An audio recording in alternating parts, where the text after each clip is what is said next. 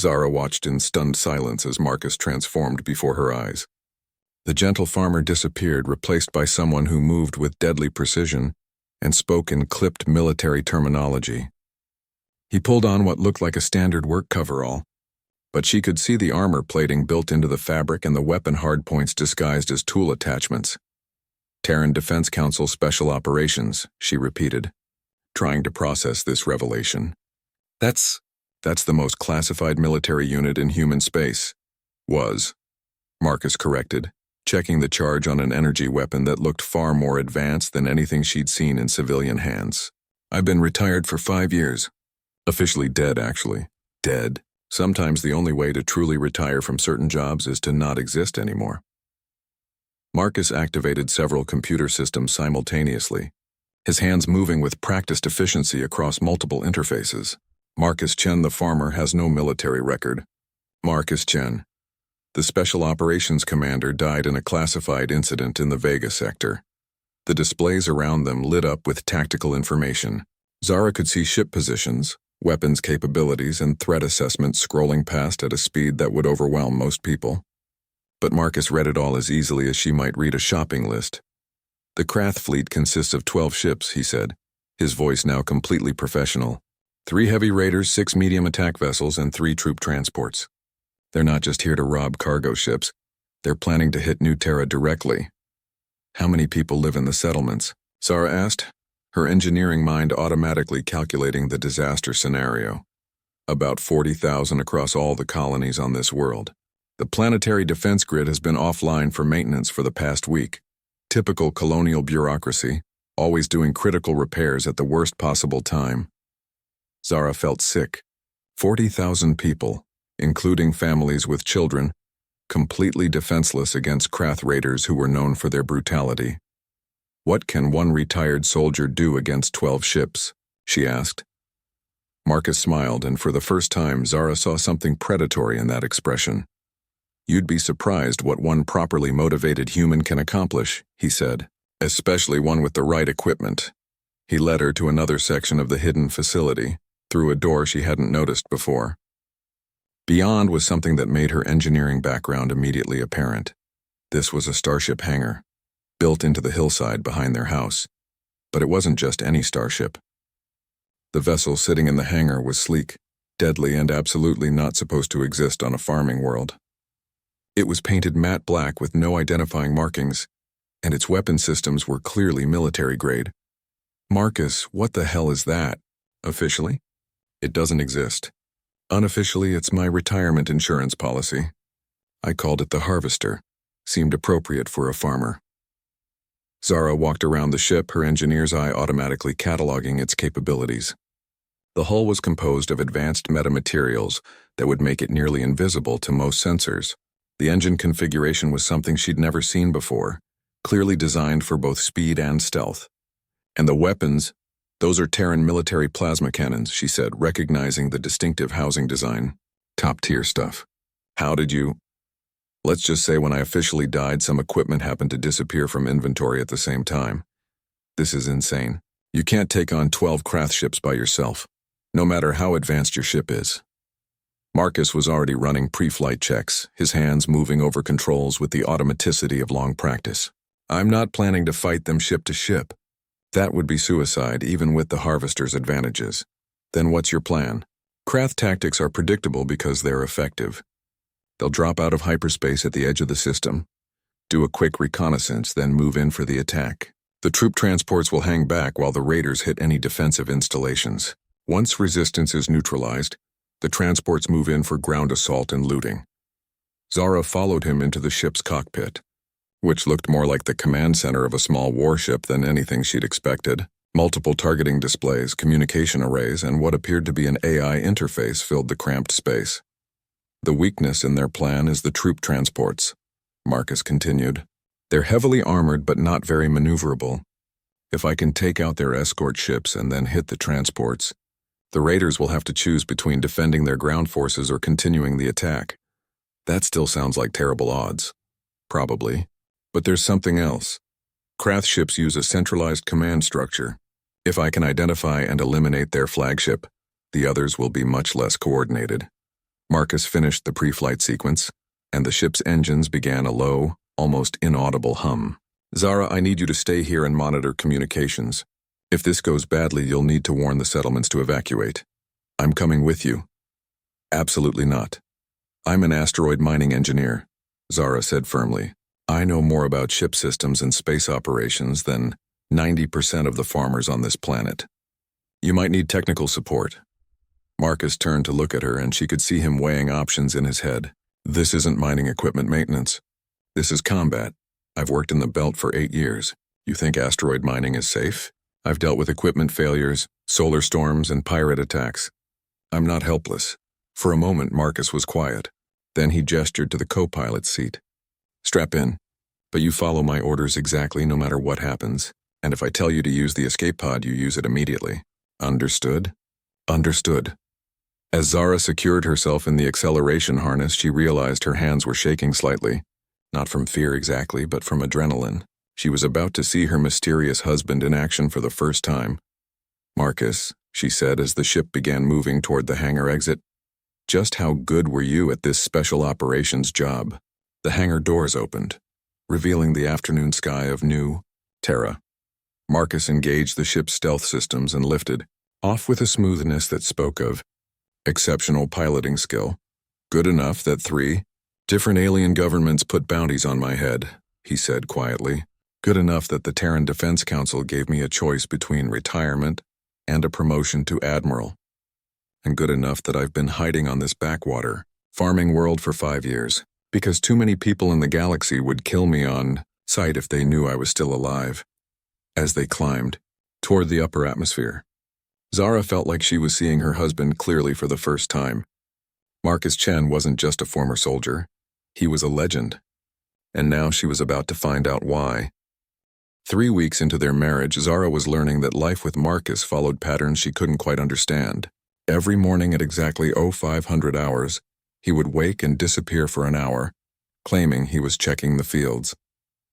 But she'd watched from their bedroom window and seen him walk not toward the crops, but toward the largest barn, the one with all the communication equipment. Morning routine, he'd say when she asked, kissing her forehead before heading to make breakfast. Marcus cooked like a professional chef, which seemed odd for someone who claimed to have spent his whole adult life on a farm. Today was no different. Zara heard the subtle click of the front door closing and slipped to the window. Marcus walked across the yard with a purposeful stride that reminded her of military personnel she'd seen on space stations. His movements were too precise, too controlled for a simple farmer.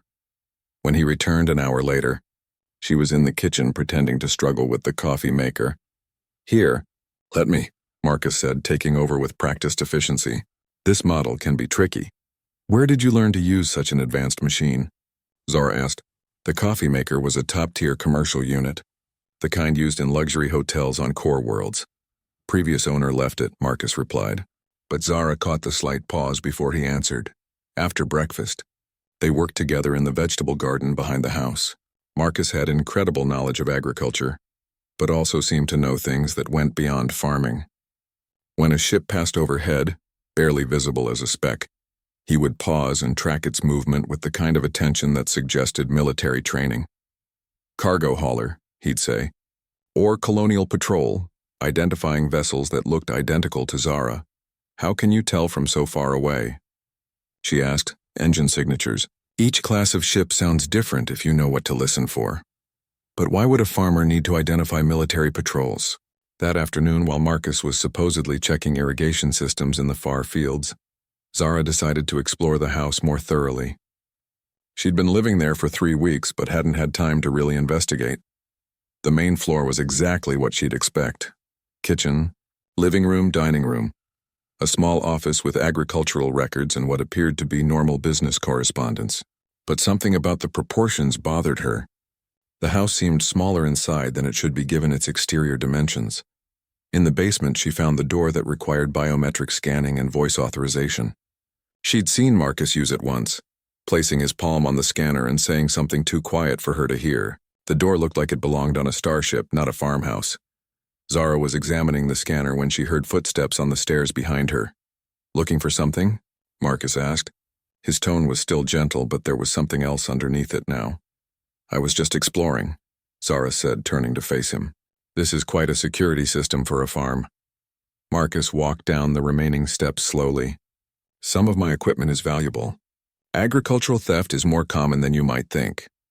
What kind of agricultural equipment needs that level of security? The expensive kind.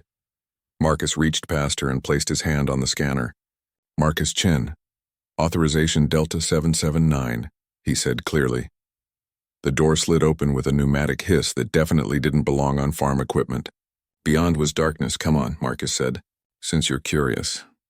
Zara followed him into what was clearly not a normal basement. Emergency lighting flickered on as they entered, revealing a space that looked more like a starship command center than anything agricultural. Banks of computers lined the walls, their screens dark but obviously sophisticated. In one corner sat what appeared to be a communications array, powerful enough to reach the core worlds. Against the far wall she could see what looked like weapons lockers. Marcus, Zara whispered, what is this place? Emergency preparedness, he said. But his casual tone didn't match the seriousness of what she was seeing. Frontier life can be unpredictable. Zara walked deeper into the room, her engineer's eye cataloging the equipment. These weren't civilian systems. The computers were military-grade, designed to run complex tactical simulations. The communication array included encrypted channels that only government agencies should have access to, and those weapons lockers. Are you going to tell me the truth? She asked, turning to face her husband. Marcus stood silently for a long moment, his expression unreadable. Then he walked to one of the computer terminals and activated it with a gesture that spoke of long familiarity. The truth is complicated, he said, as data began scrolling across multiple screens, but you deserve to know what you've gotten yourself into. The screen showed what looked like intelligence reports, ship movements, political situations on distant worlds, threat assessments for various sectors. This wasn't agricultural data. This was the kind of information that military commanders and intelligence operatives dealt with. Who are you, really? Zara asked. Exactly who I said I am. Marcus Chen, farmer. He paused. I just didn't mention my previous career. Before Zara could ask what that career had been, an alert tone sounded from one of the computers. Marcus immediately moved to the terminal, his casual demeanor disappearing as he read the incoming message. Damn, he muttered, his fingers flying over the keyboard with the speed of someone accustomed to handling critical information quickly. What is it? Pirates, Marcus said, his voice grim. A Krath raiding fleet just jumped into the system. They're heading for the civilian shipping lanes. Zara felt her blood chill. The Krath were notorious throughout the galaxy, ruthless pirates who took slaves and cargo with equal enthusiasm. Colonial defense forces usually avoided direct confrontation with them because they were so well armed and violent. Shouldn't we contact the authorities? She asked. Marcus was still typing. The colonial patrol ship in this sector is a light cruiser with minimal weapons. Against a Krath raiding fleet, they'd be destroyed in minutes. Then what can we do? Marcus stopped typing and looked at her. For the first time since she'd known him, his eyes held something that looked like regret. We? Nothing, but I can do something about it. He moved to one of the weapons lockers and began entering a complex security code. Zara, I need you to go upstairs and pack a bag. Emergency supplies only. If this goes badly, you might need to leave quickly. I'm not leaving you. This isn't a discussion. Marcus's voice carried an authority she'd never heard from him before. It was the voice of someone accustomed to giving orders in life-or-death situations. There are things about my past that I haven't told you, things that put you in danger just by being here. The weapons locker opened, revealing equipment that definitely didn't belong to a farmer. Zara caught glimpses of advanced energy weapons, armor that looked military-grade, and technology she didn't recognize. Marcus, please, just tell me who you really are. He paused in his preparations and looked at her with an expression that mixed love and sadness. I used to work for the Terran Defense Council, he said quietly. Special operations. Very special operations. I retired 5 years ago to become a farmer because I was tired of war. But it seems war isn't quite finished with me. As he spoke, more alerts began sounding from the computer systems. The Krath weren't just raiding, they were heading directly toward New Terra. Zara's purple fingers trembled as she signed the marriage contract. The pen felt heavy in her hand, heavier than the mining tools she'd used for cycles on the asteroid stations. Across the simple wooden table, Marcus smiled that gentle smile that had first caught her attention at the spaceport cantina 6 months ago. "You sure about this?" he asked, his voice carrying that calm tone she'd grown to love. "Life on New Terra isn't like the core worlds. It's quiet here, simple." Zara looked around the small courthouse on the frontier planet. Through the windows she could see endless fields of golden grain swaying in the breeze. The air here was clean, not recycled through filters like on the stations. Real plants grew from real soil under a real sun.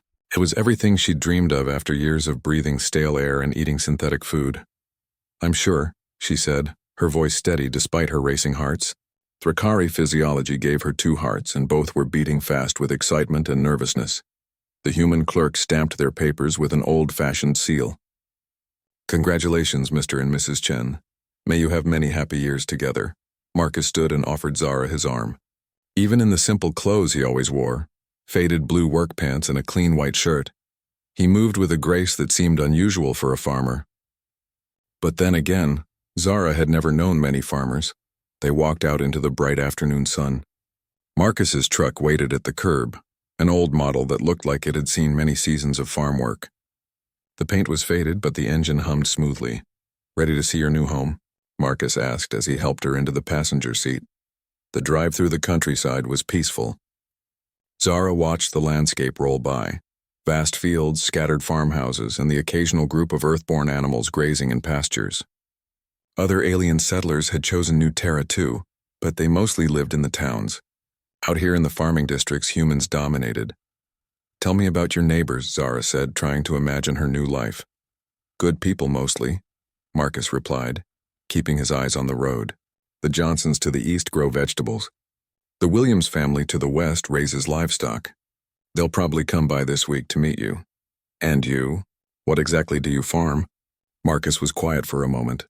"Grain mostly, some corn, a few vegetables for our own use." He paused. "I've got about 500 acres. It's not the biggest operation, but it provides well enough." Zara noticed he didn't mention how he'd acquired so much land, or how a simple farmer could afford such a large spread. In her experience, frontier land was expensive, especially the good farmland near water sources. But she didn't want to seem suspicious on their wedding day. The truck turned down a long dirt road lined with tall trees. At the end, a house came into view that made Zara gasp. It wasn't the simple farmhouse she'd expected. The building was large and well built, with a wide porch and multiple levels. Solar panels covered the roof, and she could see advanced climate control units hidden among the decorative elements. "Marcus, this is beautiful," she said, genuinely amazed. "My grandfather built it," he said simply. "I've just maintained it." As they pulled up to the house, Zara noticed other details that seemed unusual for a simple farm. The driveway was made of expensive permacrete that could handle heavy traffic. The outbuildings were larger than necessary for a grain operation, and she spotted what looked like communication equipment on one of the barns. Marcus must have noticed her looking. "I like to stay connected," he said with a slight smile. "Old habits." They spent the evening unpacking Zara's few belongings and exploring the house.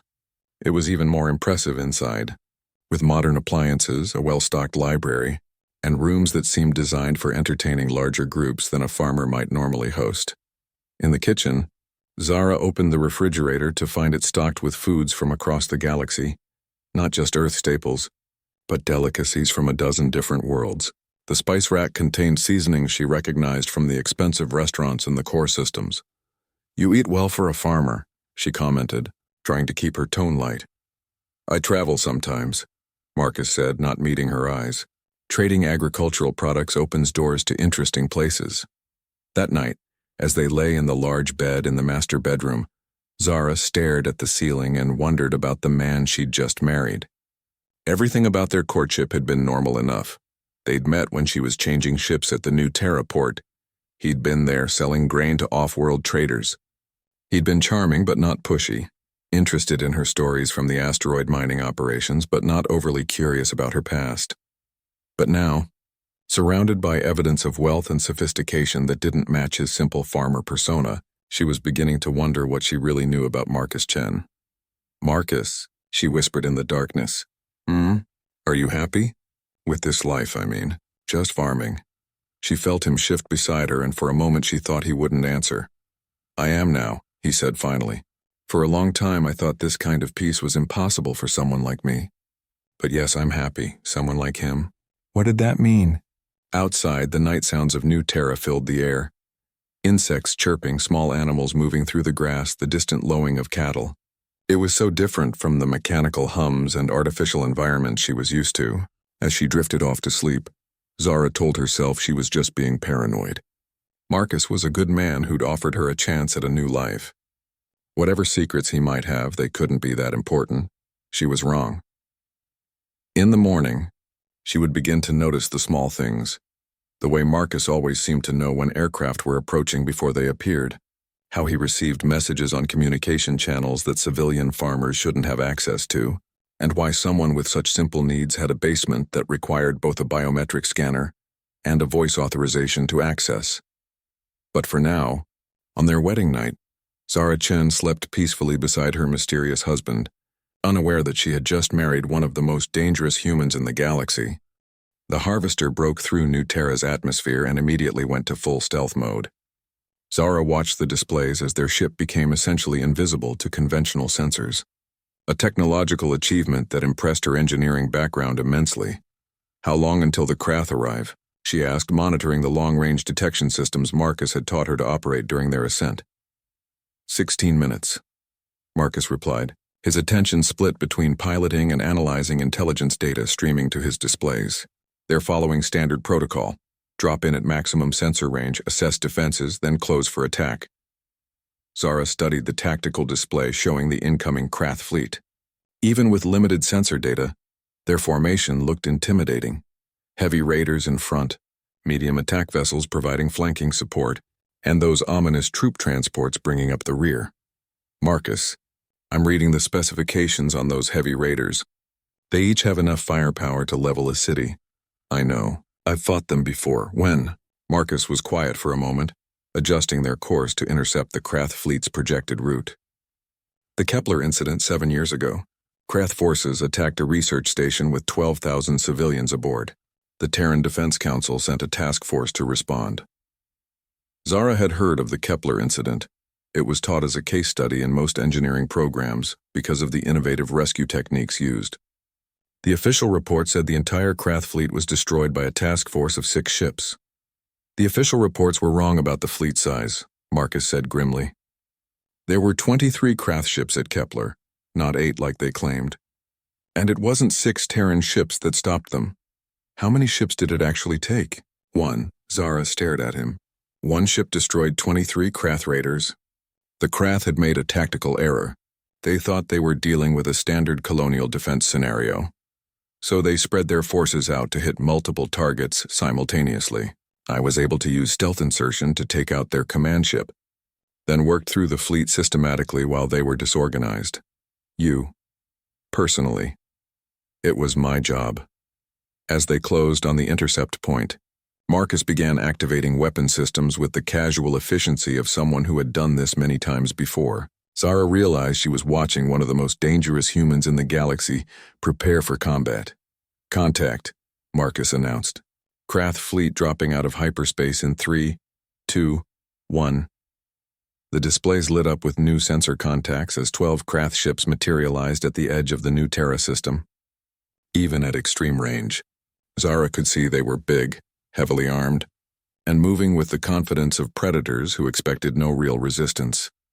They're scanning the system, Zara reported, watching the sensor readings, looking for defensive installations, which they won't find because the planetary defense grid is still offline. Marcus adjusted their approach angle. That's going to make them overconfident, which works in our favor. The Krath fleet began moving inward, their formation spreading out as they approached New Terra's orbital space. Zara could see on the tactical display that they were following exactly the pattern Marcus had predicted. There, Marcus said, highlighting one of the ships on his targeting display. The command vessel. That's our primary target. Zara looked at the ship he'd identified. It was one of the heavy raiders, bristling with weapons and surrounded by a protective formation of medium attack vessels. How can you tell which one is the command ship? Formation positioning, communication traffic, and the fact that it's the same configuration as the flagship at Kepler. Marcus's voice carried a grim satisfaction.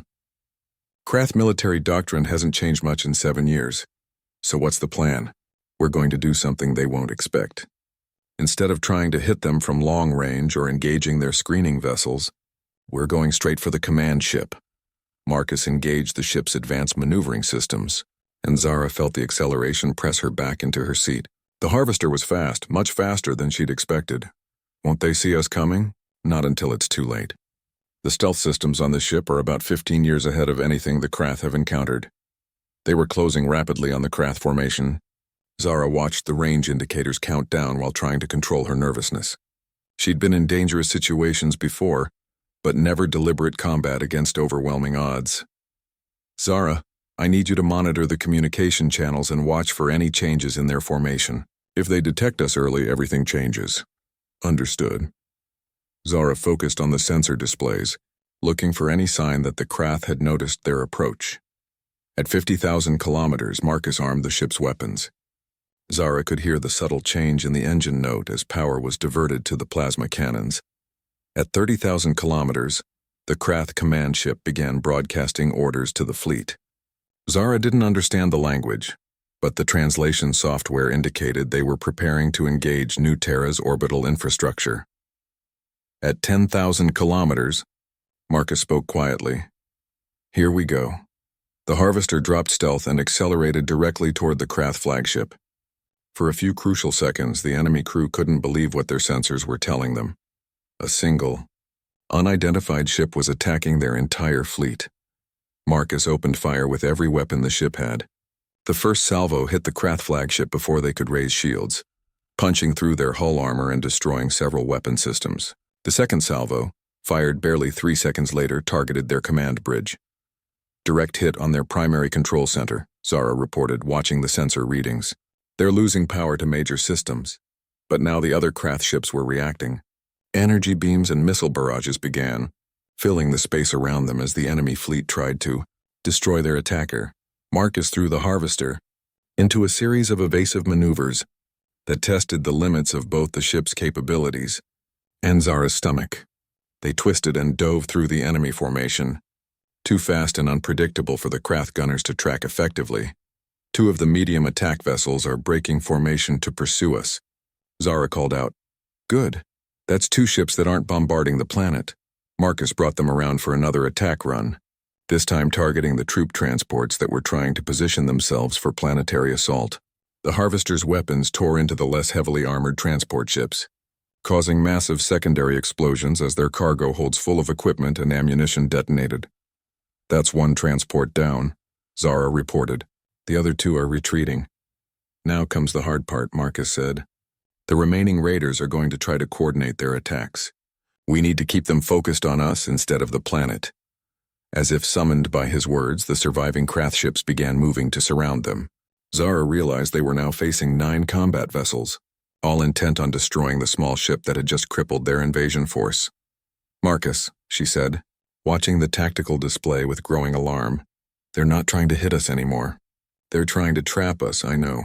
Time for the really risky part of the plan." Before Zara could ask what he meant, Marcus engaged the ship's emergency acceleration and drove them straight toward the largest concentration of enemy vessels.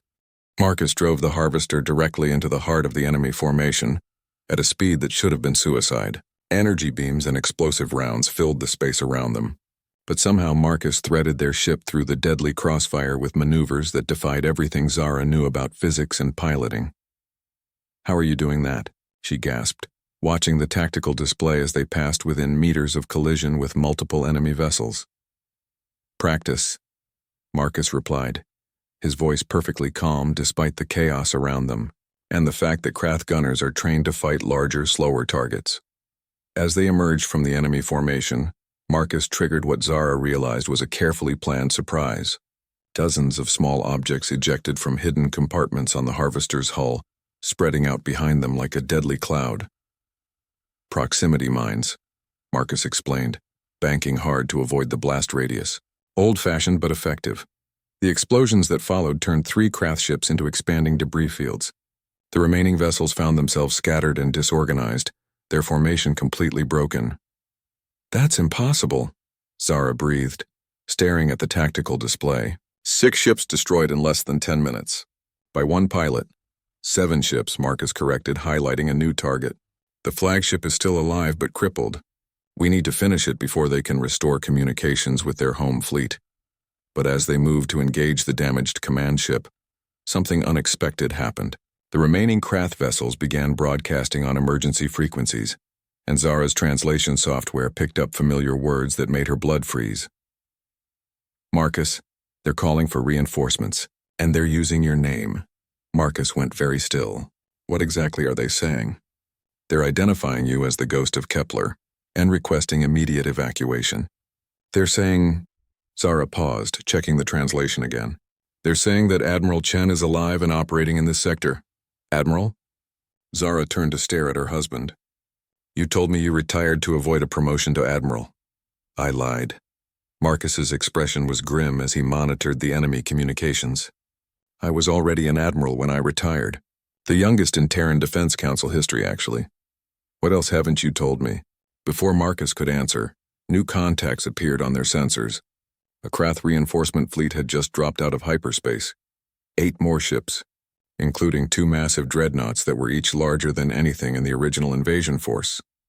They called in their reserve fleet, Marcus said, his tone now carrying a weight Zara hadn't heard before. This just became a very different fight. The newcomers immediately began moving toward their position, while the surviving ships from the original force regrouped around the damaged flagship. Zara counted their enemies and felt her heart sink. They were now facing 15 combat vessels, including ships that could destroy small moons. Can we retreat? She asked, not without leaving New Terra defenseless.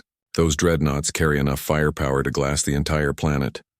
Marcus began inputting new commands into the ship's systems, and Zara realized he was activating equipment she hadn't known existed. Hidden weapon systems emerged from the Harvester's hull. Additional power sources came online, and the ship's performance characteristics changed dramatically. Marcus, what are you doing? Dropping all pretense, he said. For 5 years I've been hiding what this ship really is. But if we're going to save 40,000 civilians, it's time to show these pirates why humans earned their reputation in this galaxy. The Harvester transformed, before Zara's eyes, from an impressive stealth vessel into something that belonged in the Terran Defense Council's most classified files. Advanced targeting systems locked onto multiple enemies simultaneously. Weapons she couldn't even identify prepared to fire, and the ship's AI began speaking in a voice that sounded distinctly military. Admiral Chen, the AI said, all systems are operational. Recommend immediate engagement before enemy forces can coordinate their attack. Confirmed. Execute Pattern 7. Pattern 7? Zara asked. Something I developed during the war, Marcus replied. The theory is that a sufficiently advanced single ship can defeat a larger force by making them fight each other, instead of you. What followed was unlike anything Zara had ever seen or imagined. Marcus didn't just fight the Krath fleet, he orchestrated their destruction like a conductor leading a symphony. Using the Harvester's superior speed and stealth capabilities, he positioned enemy ships so their own weapons' fire struck each other. He used their communication protocols against them, feeding false targeting data that caused friendly fire incidents. He exploited their formation weaknesses, turning their numerical advantage into a tactical liability.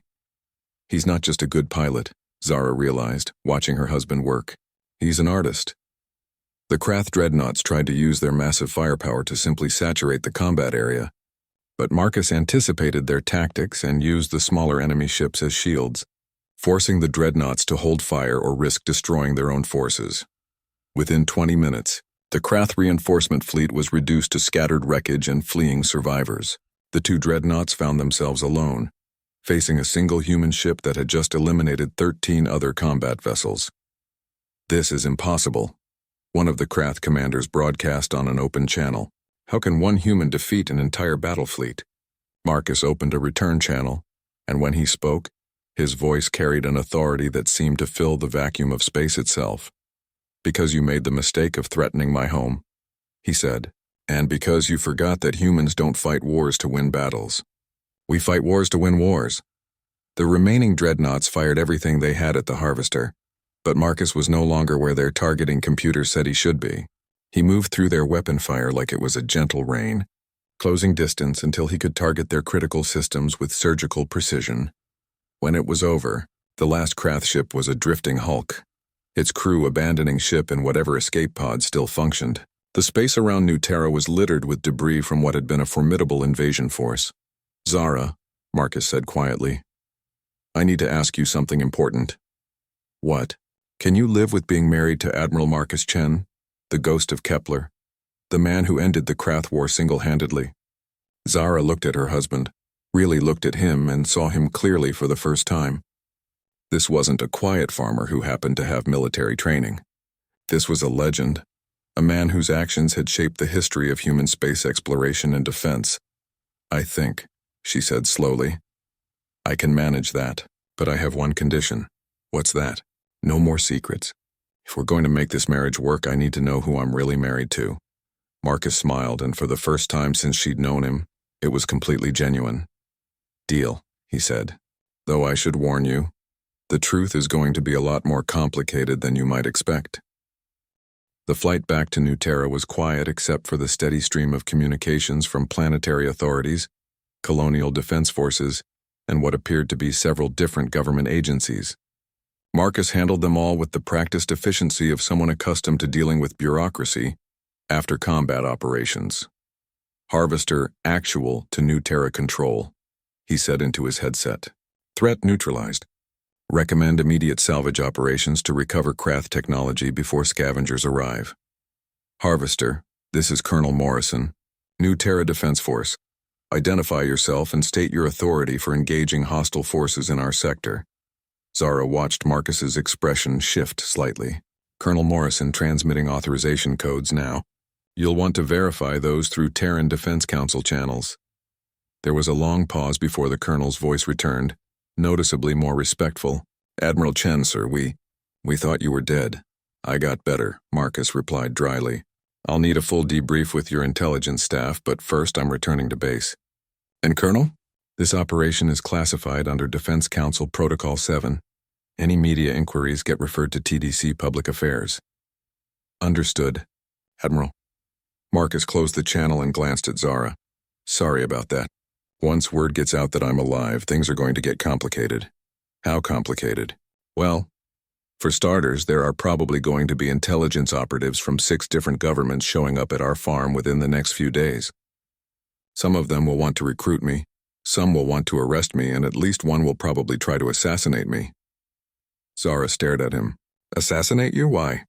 "Because in addition to ending the Krath War, I also prevented 3 other conflicts that various parties would have preferred to see happen. Peacekeeping sometimes makes you enemies among people who profit from war." As they descended through New Terra's atmosphere, Zara tried to process everything she'd learned about her husband in the past few hours. The quiet farmer who cooked breakfast and tended vegetables was actually one of the most important military leaders in human history.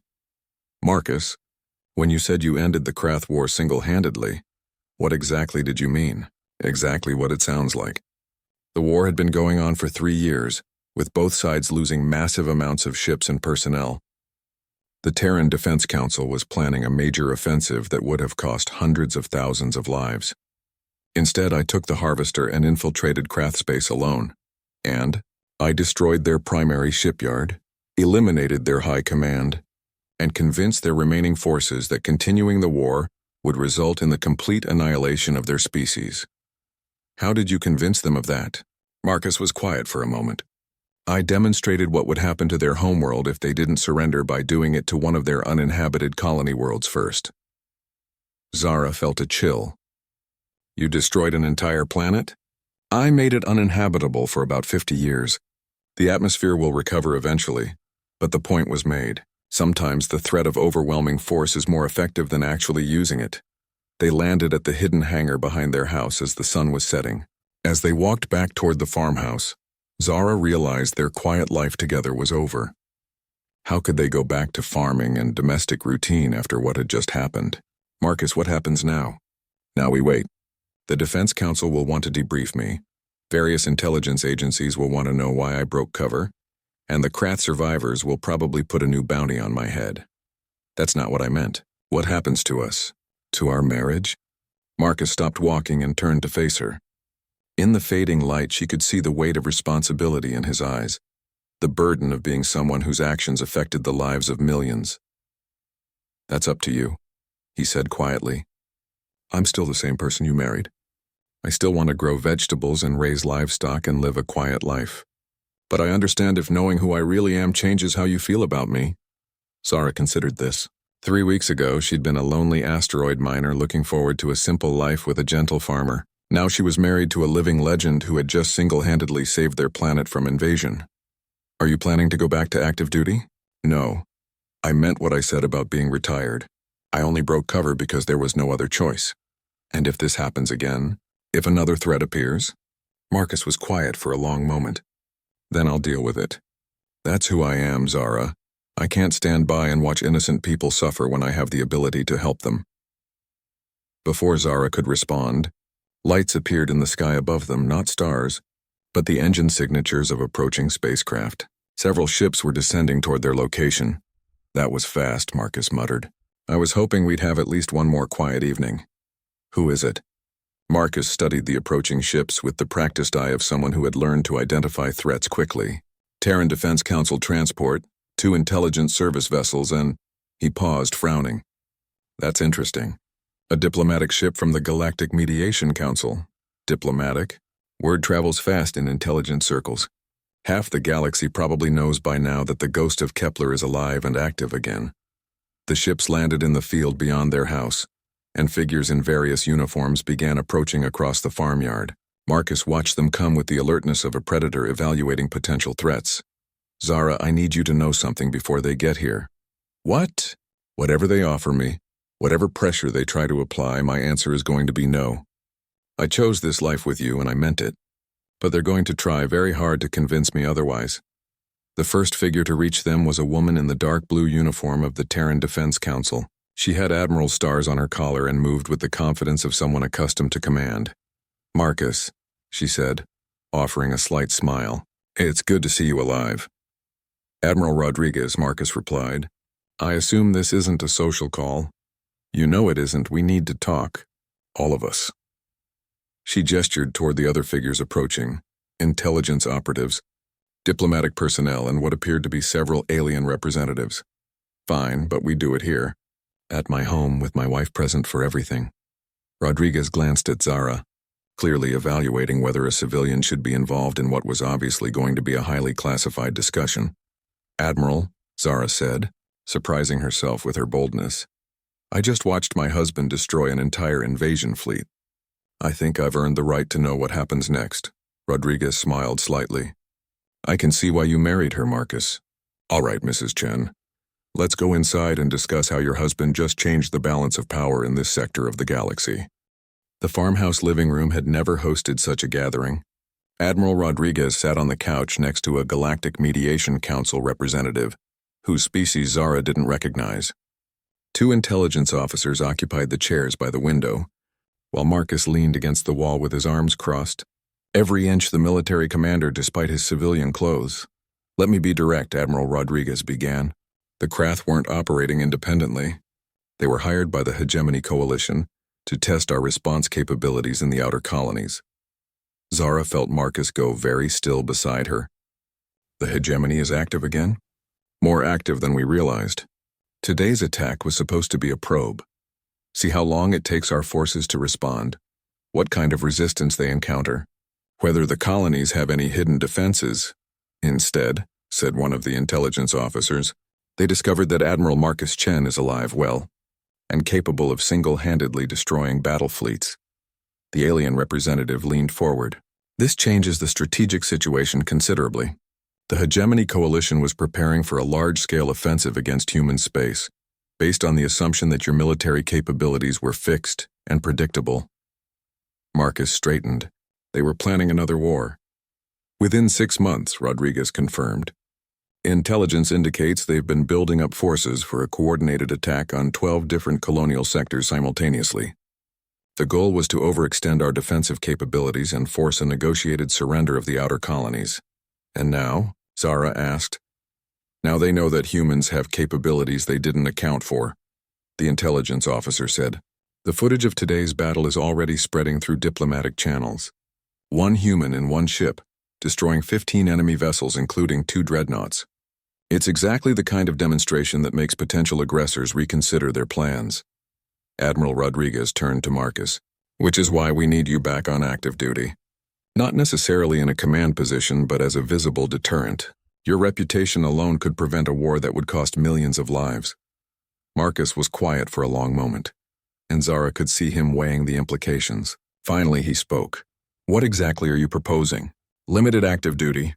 You keep your home here, maintain your cover as a farmer, but you're available for special operations when the situation requires someone with your unique capabilities.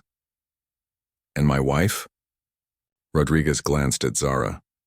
Mrs. Chen, your engineering background and your performance today suggest you might be useful in your own right.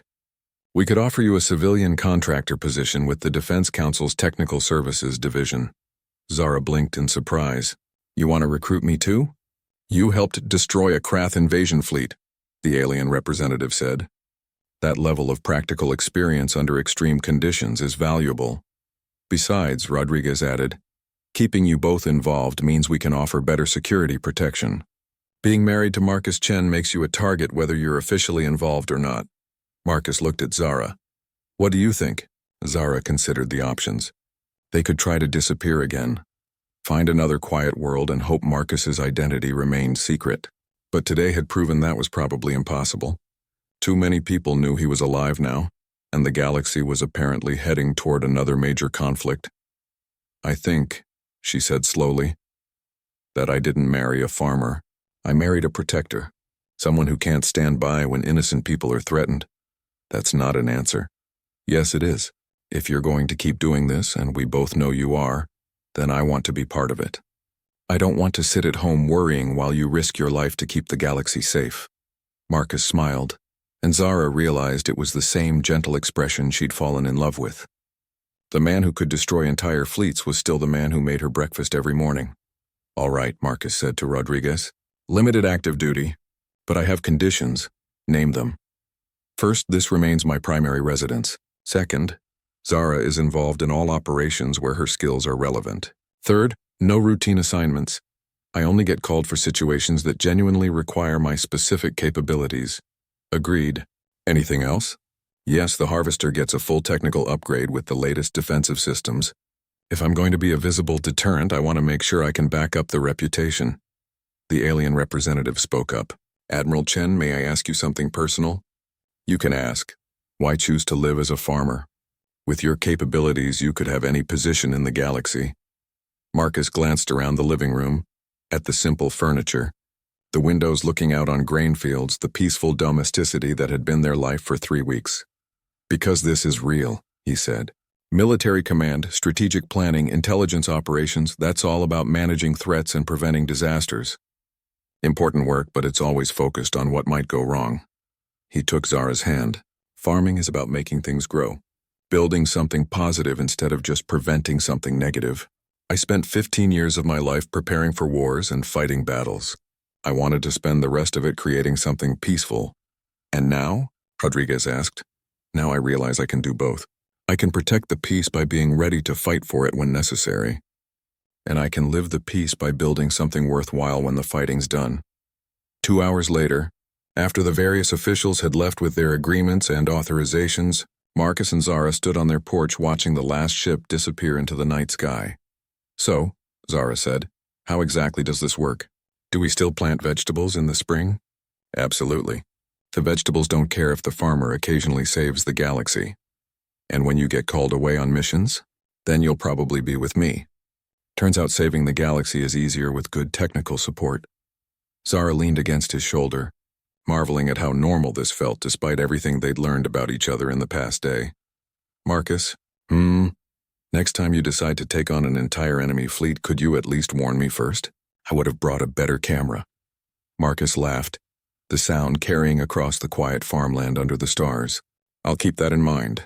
In the distance, their fields of grain swayed gently in the evening breeze, tended by a farmer who happened to be one of the most dangerous humans in the galaxy, and watched over by his wife who had just discovered that her quiet new life was going to be anything but quiet. But as they stood together on the porch of their home, surrounded by the peaceful rhythms of agricultural life, Both of them understood that they had found something rare and valuable, a love that could survive the discovery that nothing was quite what it seemed, and a partnership that could handle whatever challenges the galaxy might throw at them. The quiet human farmer and his engineer wife were ready for whatever came next. After all, someone had to tend the fields, and someone had to protect them.